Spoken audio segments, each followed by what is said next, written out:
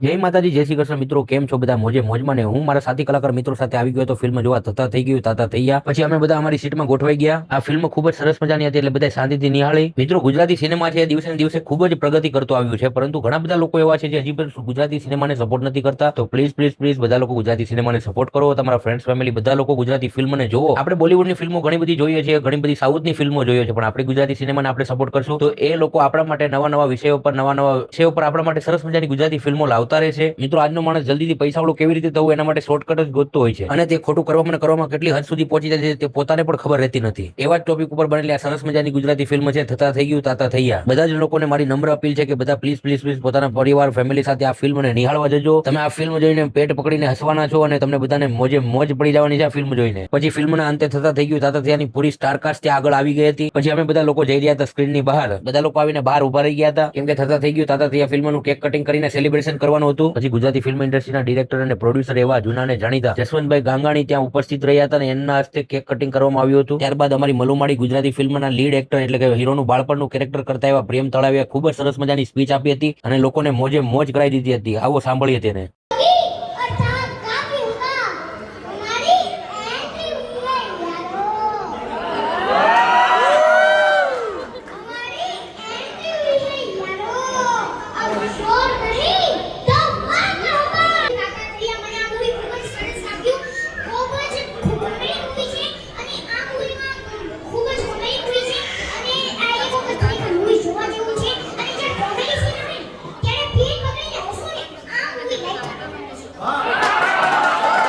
અમારા મિત્ર એવા વિજુભાઈ ગોસ્વામી ખૂબ જ સરસ મજાનું એન્કરિંગ કરી રહ્યા હતા. પછી પરેશભાઈ રાઠોડે સરસ મજાનું ગુજરાતી ફિલ્મનું રિવ્યુ આપી દીધું. મિત્રો, વિડીયો ગમ્યો હોય તો લાઈક શેર અને ચેનલને સબસ્ક્રાઇબ કરી દેજો અને ફટાફટ 1K સબસ્ક્રાઇબર કમ્પ્લીટ કરાવી દેજો. તમારા સાથ અને સપોર્ટની જરૂર છે. આજ માટે બસ એટલું બોલો. જય દ્વારકાધીશ.